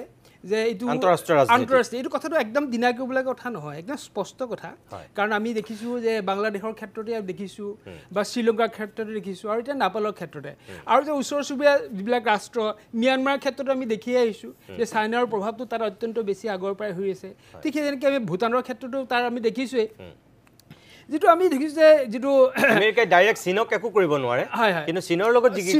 বেছি ভাল তেওঁলোকক মানে তেওঁলোকে ডাউন কৰিবৰ কাৰণে তেওঁলোকৰ ওপৰত এটা ৰাজনৈতিক এটা চেলু ল'বৰ কাৰণে এটা সুবিধা লৈ আহিছে গতিকে এইবিলাক হৈছে কি আমাৰ দৃষ্টিগোচৰ হৈছে আৰু এইবিলাকে আমি ভৱিষ্যতটো আমাৰ ভাৰতৰ কাৰণে যেনে সংশয় এটা কাৰণ আৰু এইবিলাক হ'লে আমাৰ এটা ভাৱ হয় যে আমাৰ কোনোবা ষ্টেটত এনেকুৱা কিছুমান আমাৰ ঘটনা ঘটিব নেকি বা হ'বলৈ গৈ আছোঁ নেকি গতিকে এই ক্ষেত্ৰত মানে এইবিলাক এনেকুৱা হয় যে ভাৰতৰ কাৰণে এইবিলাক হৈছে কি এটা যেন শিক্ষাৰ এটা লেচন হওক আমাৰ দেশৰ কাৰণেও এটা লেচন হওক আমাৰ এতিয়া ভাৰত আৰু নেপালৰ যিটো সীমান্ত 1000তকৈ বেছি কিলোমিটাৰ আপোনাৰ এটা দীঘলীয়া সীমা আছে সীমা আছে হয় গতিকে সেইবিলাক কথাই গতিকে এনেও আচলতে কি হ'ল আজি ভাৰতৰ লগত নেপালৰ যিটো ৰাজনৈতিক সম্পৰ্ক অতি মধুৰ আছিল আগৰ পৰা আছে আৰু বিশেষকৈ এইটো আছে কি যে দেখা যায় ইয়াৰ ধৰ্মীয় ৰীতি নীতি ক্ষেত্ৰতো এটা বেলেগ কথা আছিল সিও এটা সম্পৰ্ক এটা কাৰণ আৰু দ্বিতীয় কথা আছে কি তেনে উৎপাদন দেশখনৰ যিবিলাক অনাজ বুলি কওঁ আমি যিটো খাদ্যৰ যিটো প্ৰধান আমাৰ খাদ্যখিনি সেই খাদ্যখিনি আচলতে কি হ'ল তেওঁলোকৰ নিজৰ উৎপাদনটো যথেষ্ট কম আৰু সেই ক্ষেত্ৰত তেওঁলোকে সদায় ভাৰতৰ ওপৰত নিৰ্ভৰশীল হয় আৰু যেতিয়াই চৰকাৰখন সলনি হয় তেতিয়াই দেখিছোঁ আকৌ ক্লেছ এটা সৃষ্টি হয় আৰু যেনেকৈ ধৰক আমি কে পি অলি যেতিয়া আপোনাৰ হেৰি হ'ল তাৰ প্ৰধানমন্ত্ৰী হ'ল তাৰ ঠিক পিছতে দেখিছোঁ যে তেওঁ গৈ পেলাই কি হ'ল প্ৰথম গৈ পেলাই তেওঁ চাইনা পালেগৈ কিন্তু তেওঁ ইণ্ডিয়ালৈ নাহিলে তাৰপিছতে কিন্তু বুজি পালোঁ এইটো আমাৰ ষ্টেপটো ভুল হ'ল আমি ইণ্ডিয়ালৈ যাব লাগিব ঠিক তেনেকৈ যে আমি দেখিছোঁ যে এইবিলাক দেশে ভাৰতৰ পৰা যেন অকণমান বিচ্ছুৰিত হৈছে আঁতৰি গৈছে আৰু তেওঁলোকে যেন এটা লগে লগে আকৌ শিক্ষাও লাভ কৰিছে গতিকে মই ভাবোঁ যে এই দেশবিলাকে প্ৰকৃততে যিটো আমাৰ ভাৰতৰ লগত যিটো সম্পৰ্ক ৰাজনৈতিক সম্পৰ্কটো আৰু লগতে ইয়াত সাংস্কৃতিক কথা এটা জড়িত আছে এই গোটেই কথাবিলাক যেন আকৌ ভালকৈ চিন্তা কৰিব লাগে আৰু তেনেকুৱা পৰিৱেশ এটা যেন সৃষ্টি কৰিব লাগে বা তেনেকুৱা পৰিৱেশ এটা হওক এনেকুৱা এটা মই ভাবোঁ তাৰমানে এনেকুৱা চিন্তা এটা মই কৰোঁ নিশ্চয় আমি আকৌ অকণমান সময়ৰ কাৰণে বাণিজ্যিক বিৰতি ল'ম বিৰতিৰ পিছতে আমি দেশৰ আজি উপৰাষ্ট্ৰপতি নিৰ্বাচনৰ সন্দৰ্ভত কিছু কথা পাতিম এই বিষয়টোৰ ক্ষেত্ৰত তেখেতসকলে যিখিনি বক্তব্য আগবঢ়ালে আপোনালোকে নিজে শুনিছে দেখিছে গম পাইছে আগন্তুক দিনত আমি মন কৰিম যে সঁচাকৈয়ে আন্তঃৰাষ্ট্ৰীয় ৰাজনীতিৰ বাবে এই এছিয়া মহাদেশৰ দক্ষিণ পূব এছিয়াৰ এই ৰাষ্ট্ৰবিলাকত এনেকুৱা অস্থিৰতা বিয়পিছে কৌশলগতভাৱে বিয়পাই দিছে নে সঁচাকৈ আভ্যন্তৰীণ দুৰ্নীতি ভ্ৰষ্টাচাৰৰ বিৰুদ্ধে বা অপশাসনৰ বিৰুদ্ধে সঁচাকৈয়ে দেশৰ ভৱিষ্যত প্ৰজন্ম বুলি যাক আমি কওঁ উঠি অহা ডেকা বন্ধুসকলক তেওঁলোকৰ মনৰ ক্ষোভ অসন্তুষ্টিৰ সঁচাকৈয়ে স্বতঃস্ফূৰ্ত বহিঃপ্ৰকাশ ঘটিছে আৰু যদি সেয়াই হয় তেনেহ'লে আগন্তুক দিনত ইখন দেশৰ পিছত সিখন দেশলৈ এইবিলাকৰ প্ৰভাৱ পৰিব নেকি ভাৰতবৰ্ষত এখেতসকলে কৈছে ইয়াৰ কোনো প্ৰভাৱ তেনেকৈ নপৰে কিন্তু তাত চিন্তাৰ কাৰক আছে বুলি কৈছে এইখিনি কথা মন কৰিবলগীয়া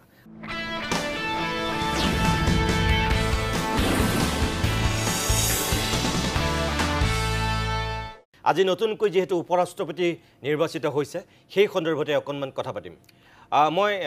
চাইদুলৰ পৰা আৰম্ভ কৰিছোঁ চাইদুল দুয়োগৰাকী পাৰ্টি দক্ষিণৰ আছিল অৱশেষত NDA জয়ী হ'ল 452খন তেওঁলোকে সংসদৰ সমৰ্থন লাভ কৰিলে আৰু UPA 300টা ভোট লাভ কৰিলে এইটো অৱধাৰিত আছিল NDA জিকিব বুলি আগতে এইটো সকলো মোটামুটি নিশ্চিতই হৈ আছিল এই যে দক্ষিণৰ প্ৰাৰ্থী আছিল দুয়োগৰাকী ইয়াৰ মূল কাৰণটো কি বাৰু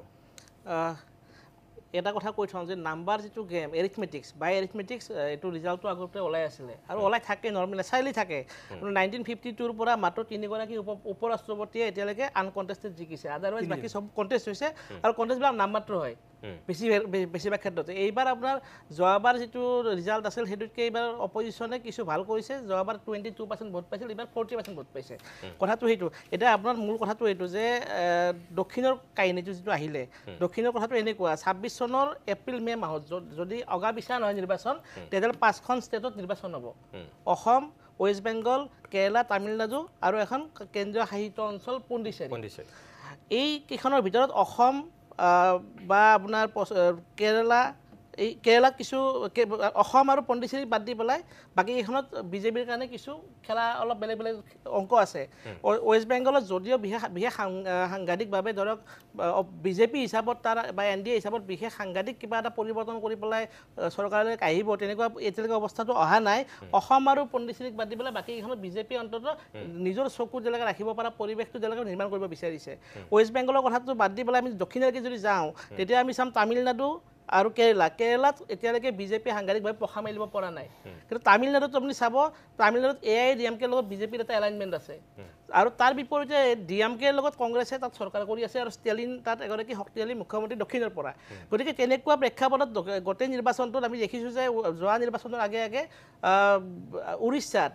নিৰ্বাচনৰ আগে দেখিব আপুনি দ্ৰৌপদী মুৰ্মুক আনি পেলাই ৰাষ্ট্ৰপতি পাতিলে আৰু তাৰ পৰৱৰ্তী সময়ত উৰিষ্যা তেওঁলোকে জিকিলেও, নবীন পাটনায়ক উফৰি গ'ল। গতিকে তেনেকুৱা গোটেই প্ৰেক্ষাপট নিৰ্মাণ কৰাৰ ক্ষেত্ৰত মই ভাবোঁ যে এটা নিৰ্বাচনী প্ৰেক্ষাপট এটা তেওঁলোকে নিজৰ ৰাজনৈতিক যিটো অংক দক্ষিণৰ ফালে চোৱা যিটো ৰাজনীতি সেইটো মই ভাবোঁ শক্তিশালী কৰাৰ স্বাৰ্থত তেওঁলোকে এইবাৰ এই যিটো প্ৰাৰ্থী প্ৰক্ষেপ সেই প্ৰক্ষেপটো তেওঁলোকে ভালকৈ কৰিছে। একে সময়তে আপুনি চাব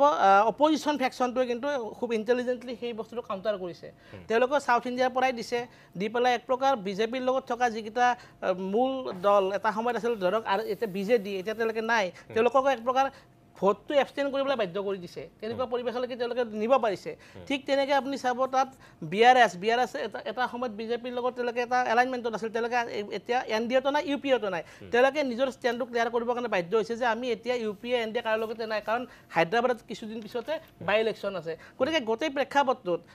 এটা নিৰ্বাচনী অংক এটা তেওঁলোকে ৰাখিছে আৰু সেইটো ৰখাটোৱে স্বাভাৱিক ৰাজনৈতিক দল হিচাপে। আৰু একে সময়তে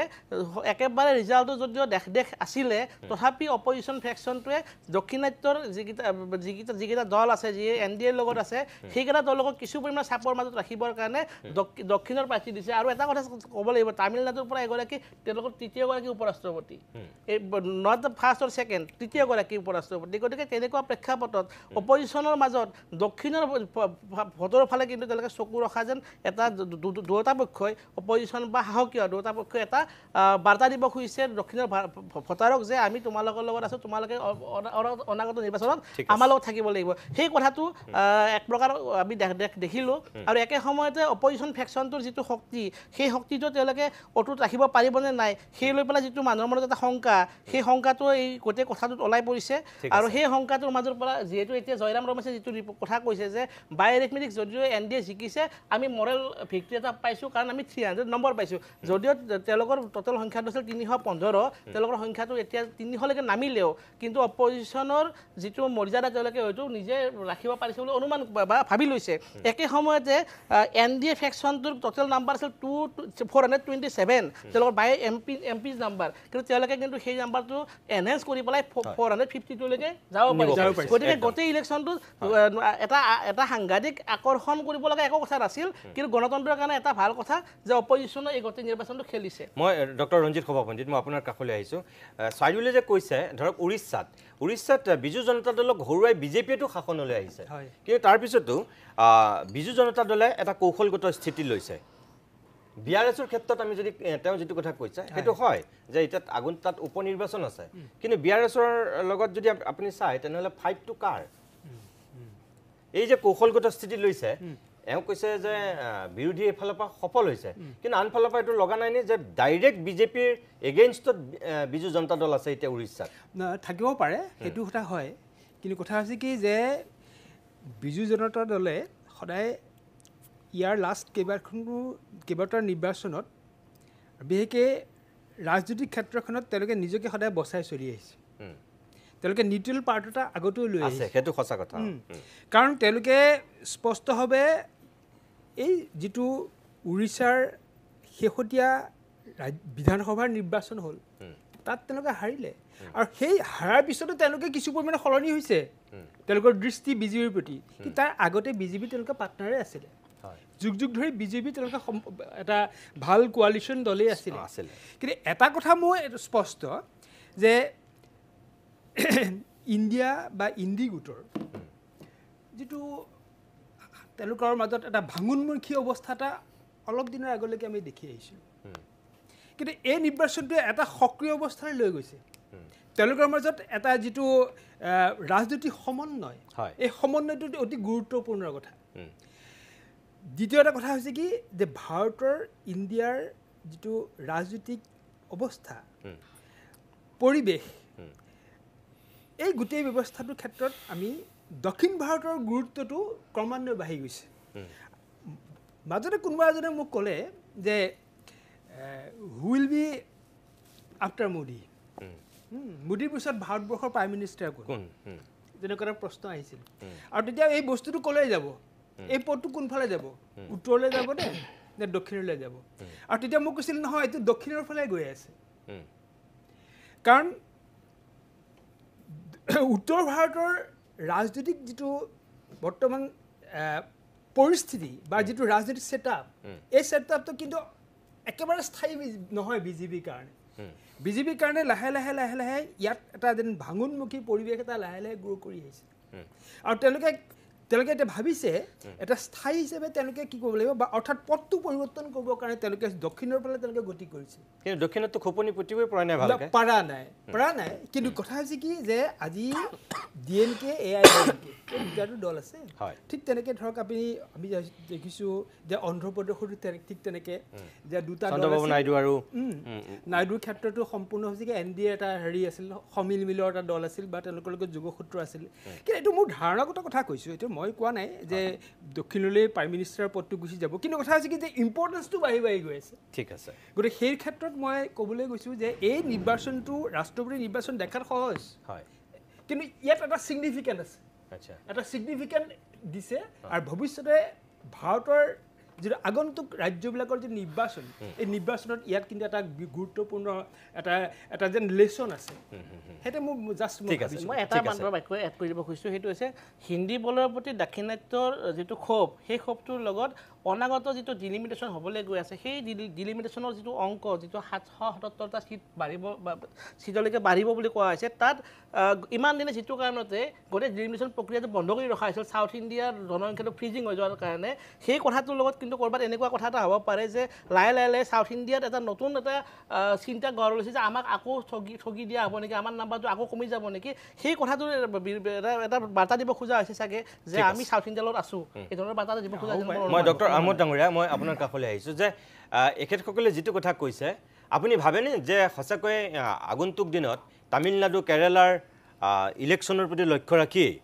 NDA আৰু UPA দুয়োটা শক্তিয়ে চাউথৰ মানে দক্ষিণৰ মানুহক প্ৰাৰ্থিত্ব দিলে বুলি এই গোটেই ট্ৰেণ্ডটো গম পোৱা যাব বিহাৰ ইলেকশ্যনৰ পিছত বিহাৰ ইলেকশ্যনত যদি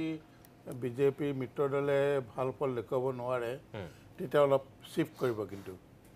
সেইটো একেবাৰে খাটাং কথা বুলি মই ভাবোঁ মোৰ ভুল হ'ব পাৰে কিন্তু মই ভাবোঁ যে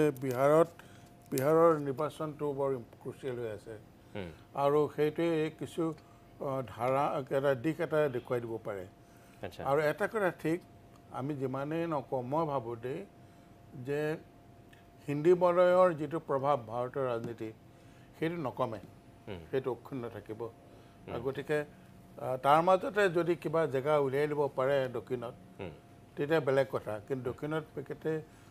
বিজেপি বা মিত্ৰ দলে এটা কিবা কৰিব পাৰিব বুলি মই নাভাবোঁ সেইখিনিকে কৈছোঁ ঠিক আছে ধন্যবাদ মই ডক্টৰ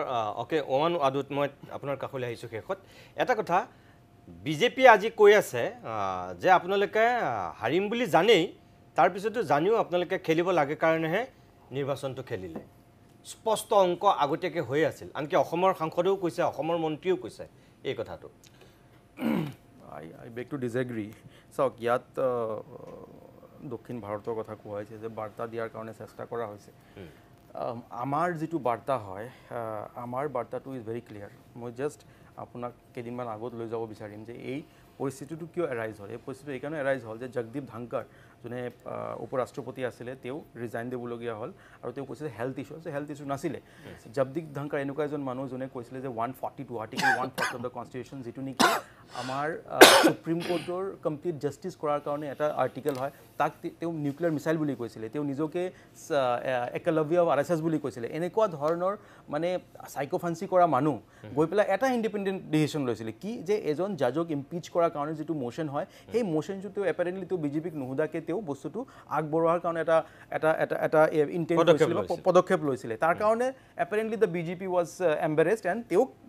মেছেজ দিয়া হ'ল যে আপুনি গুচি যাওক তেওঁ ৰিজাইন দি পেলাই গুচি গ'ল এতিয়ালৈকে ক'ত গ'ল আমি নাজানো এই পৰিস্থিতিৰ পাছত আমাৰ যিজন কেণ্ডিডেট বি সুদৰ্শন ৰেড্ডি তেওঁ কিন্তু সুপ্ৰিম কোৰ্টৰ জাজ হৈ পেলাই ৰিটায়াৰ হৈছে আৰু গুৱাহাটী হাইকোৰ্টৰ চিফ জাষ্টিছ আছিলে এটা সময়ত গতিকে this is not about south this is about constitutionalism versus partisanism মানে এতিয়া আপুনি চাওক আমাৰ যিজন কেণ্ডিডেট তেওঁৰ জাজমেণ্টটো চাওক সালৱাৰ জুডুমৰ যিটো জাজমেণ্ট হয় যিটো নাক্সেলেটৰ যিটো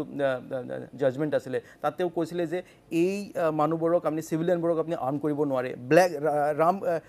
ৰামজেঠ মাদানী এটা কেছ কৰিছে ব্লেক মানিৰ ওপৰত সেইটো জাজমেণ্ট তেওঁ দিছিলে ব্লেক মানি ঘূৰাই অনাৰ কাৰণে জাজমেণ্ট তেওঁ দিছিলে SIT ফৰ্ম কৰিছিলে so' he is N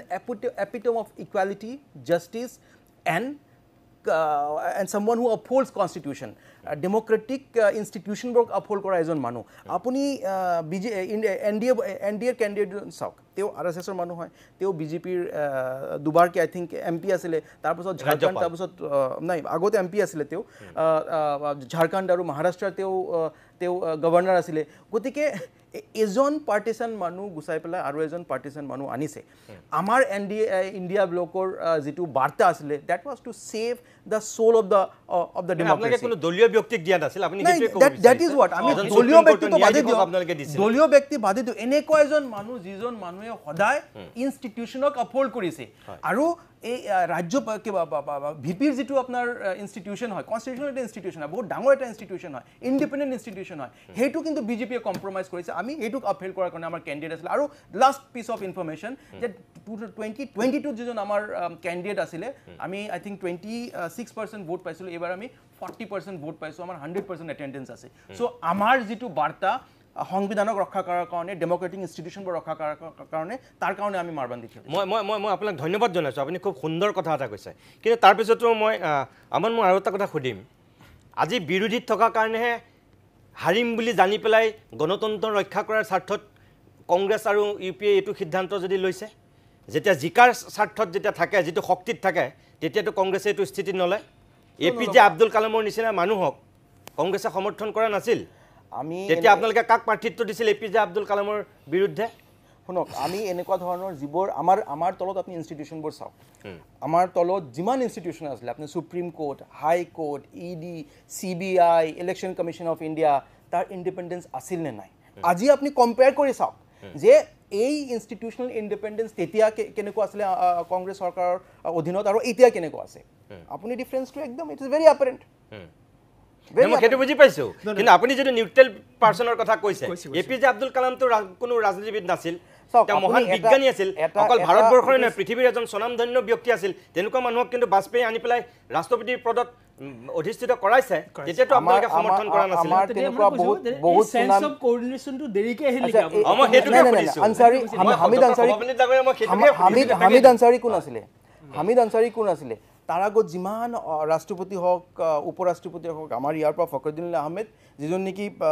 freedom fighter আছিলে তেওঁ ৰাষ্ট্ৰপতি হৈছে গতিকে যিমান মানুহ আমাৰ ফালৰ পৰা গৈছে বা কংগ্ৰেছ পাৰ্টিয়ে সাপোৰ্ট কৰি বনাইছে এই এনেকুৱা ধৰণৰ পাৰ্টিশন কিন্তু তেওঁলোকে নাছিলে যিটো নেকি এতিয়া হৈ আছে আপুনি চাওক যে এজন ভিপি ভাইস প্ৰেসিডেন্ট তেওঁ ৰিজাইন দিছে তেওঁৰ খবৰ খাতিয়ে নাই ঠিক আছে এনেকুৱা ধৰণৰ অৱস্থা কেতিয়া হৈছিল আপুনি কওকচোন ঠিক আছে মই কিশোৰ ভট্টাচাৰ্য মই অনুষ্ঠানটো শেষ কৰিম শেষবাৰৰ কাৰণে আপোনাৰ কাষলৈ আহিছো সঁচাকৈ ৰাষ্ট্ৰপতি আৰু উপৰাষ্ট্ৰপতি আটাইতকৈ আমাৰ এই সৰ্বোচ্চ দুটা পদত থকা ব্যক্তিসকল দলৰ ঊৰ্ধত থকাটো দেশৰ জনতাই কিন্তু বিচাৰে চাগৈ কিন্তু যোৱা কিছুদিন ধৰি সেইটো হোৱা নাই আগতে উপৰাষ্ট্ৰপতি সকলোৱে ৰাষ্ট্ৰপতি হৈছিল এতিয়া বহুত বছৰ হ'ল উপৰাষ্ট্ৰপতি আৰু ৰাষ্ট্ৰপতি হোৱা গৈ নাই এটা ৰাষ্ট্ৰপতি একদম পুৰা বেলেগ ধৰণৰ মানুহ আৰু এতিয়া এনেকুৱা হৈছে লাহে লাহে যে প্ৰধানমন্ত্ৰীৰ ব্যক্তিত্বতকৈ ৰাষ্ট্ৰপতিজন একেবাৰে মুজুকা মৰা ৰাবাৰ ষ্টাম্প টাইপৰ মানুহ এজনহে যেন লাগে এইটো কংগ্ৰেছৰ দিনতো আৰম্ভ হৈছে এইটো তেখেতসকলে বেয়া পাব নালাগে আৰু এতিয়াতো আৰু বেছি হৈছে এই ট্ৰেণ্ডটো আৰম্ভ হৈছিলে কংগ্ৰেছৰ দিনতে প্ৰথম কেইবছৰমান আৰু যিটো আপুনি দলীয় প্ৰাৰ্থিত্বৰ কথা কৈছে সেইটোতো কংগ্ৰেছৰ সময়ততো গোটেইবিলাক কংগ্ৰেছী মানুহে ৰাষ্ট্ৰপতি উপ ৰাষ্ট্ৰপতি হৈছিলে গতিকে আজি তেখেতসকলে অপজিশ্যনত থাকি তেখেতসকলে কৈছে আমি ইনষ্টিটিউশ্যনৰ মানুহ এজনক দিছোঁ আমি পলিটিকেল পাৰ্টিৰ উৰ্ধত গৈছোঁ আৰু মোৰ ক'ব লগা কথাখিনি ইতিমধ্যে আপুনি নিজেই ক'লে যে কালামৰ ক্ষেত্ৰত সেইটো কিয় নহ'ল আৰু যদি কংগ্ৰেছে এনেকুৱাই কৰে ঠিক আছে বাৰু দলীয় টিকটত খেলিলেও ভূপেন হাজৰিকাৰ ক্ষেত্ৰত তেখেতসকলে এটা উদাৰতা দেখুৱাব পাৰিলেহেঁতেন আমাৰ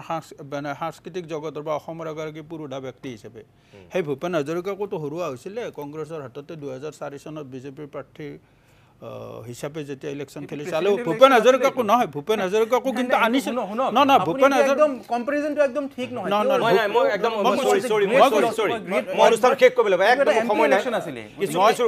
মই সেইকাৰণে কৈছোঁ এই পৰিসংখ্যাটো যিটো কংগ্ৰেছে অভিযোগ আনিছে তেখেতসকলে ক্ষমতাৰ বাহিৰত গ'লে এই ধৰণৰ কথা চিন্তা কৰে কিন্তু যেতিয়াই ক্ষমতালৈ ঘূৰি আহিব তেতিয়াই দেখিব কংগ্ৰেছে কেনেধৰণৰ মানুহ মই কিশোৰ ভট্টাচাৰ্য মোৰ কথাটো হ'ল আপোনালোকৰ হাতত সুযোগ আছিল আপোনালোকৰ হাতত সংখ্যা আছিল কিয় আপোনালোকে দলৰ এজন মানুহক এই যে CP ৰাধাকৃষ্ণন পুতলাৰ দৰে আকৌ বহুৱাই থবৰ কাৰণে তেওঁকে আনিলে নেকি তাৰমানে ধনখেৰে আপোনালোকৰ কথা নুশুনিলে যিজনে আপোনালোকৰ কথা শুনিব লাগিব আৰু সেইকাৰণে এনেকুৱা এজন মানুহক আপোনালোকে লৈ আহিছে এজন আপোনালোকতো তেনেকুৱা দলৰ উৰ্ধলৈ গৈ এজন বেলেগ মানুহ আনিব পাৰিলে সেইটো দলৰ উৰ্ধলৈ গৈ আনিছোঁ এই সময়ত হয়তো দলৰ আমাৰ শীৰ্ষ নেতৃত্বই ৰাধাকৃষ্ণনক আপুনি কেনেকৈ ক'লে তাৰমানে আপুনি এইটো ক'ব খুজিছে নেকি যে ৰাধাকৃষ্ণন বেয়া মানুহ নাই কোৱা নাই ৰাধাকৃষ্ণন উপ ৰাষ্ট্ৰপতি হিচাপে যোগ্য মানুহ হিচাপে দলৰ মই কোৱা নাই মই কৈছোঁ যে এখেতসকলে এনেকুৱা নহয় যে দলৰ সাংসদ আছিল তেখেত মহাৰাষ্ট্ৰৰ ৰাজ্যপাল আছিল তেনেহ'লে তেখেতসকলেওতো তেখেতেতো সাংবিধানিক পদ গ্ৰহণ কৰি আহিছে গতিকে তেখেতে আন এটা সাংবিধানিক পদলৈ যাব এই কথাটো আপত্তি কৰিবলগীয়া কি আছে ঠিক আছে ধন্যবাদ ৰাজ্যপালৰ পৰা তেওঁ উপৰাষ্ট্ৰপতি হৈছে উপৰাষ্ট্ৰপতিৰ পৰা তেওঁক ৰাষ্ট্ৰপতিলৈ আপোনালোকে উত্তৰণ ঘটাওক যোগ্যতালৈকে আমাৰ ঠিক আছে CP ৰাধাকৃষ্ণন উপৰাষ্ট্ৰপতি হৈছে আমিও অভিনন্দন জনাইছোঁ সৰ্বপল্লী ৰাধাকৃষ্ণনৰ 5 ছেপ্টেম্বৰত শিক্ষক দিৱস হৈ গৈছে সৰ্বপল্লী ৰাধাকৃষ্ণনৰ পিছত আন এজন ৰাধাকৃষ্ণন উপৰাষ্ট্ৰপতি হৈছে দেশৰ প্ৰথমগৰাকী উপৰাষ্ট্ৰপতি আছিল সৰ্বপল্লী ৰাধাকৃষ্ণন দ্বিতীয়গৰাকী ৰাষ্ট্ৰপতি হৈছিল সেইগৰাকী সৰ্বপল্লী ৰাধাকৃষ্ণন এতিয়া এই CP ৰাধাকৃষ্ণনক আন এজন ৰাধাকৃষ্ণন এতিয়া উপৰাষ্ট্ৰপতি হৈছে আমি আশা কৰিম ভাৰতীয় জনতা পাৰ্টীৰ NDA চৰকাৰে এখেতকো এদিন ৰাষ্ট্ৰপতি বনাওক আৰু ৰাষ্ট্ৰপতিৰ মৰ্যাদা উপৰাষ্ট্ৰপতিৰ মৰ্যাদা অটুট ৰাখক আপোনালোক পাঁচোগৰাকীকে বহুত বহুত ধন্যবাদ জনাই আজিৰ এই বিশেষ অভিমত অনুষ্ঠানটিৰ মানুহতেই সামৰণি মাৰিছোঁ নমস্কাৰ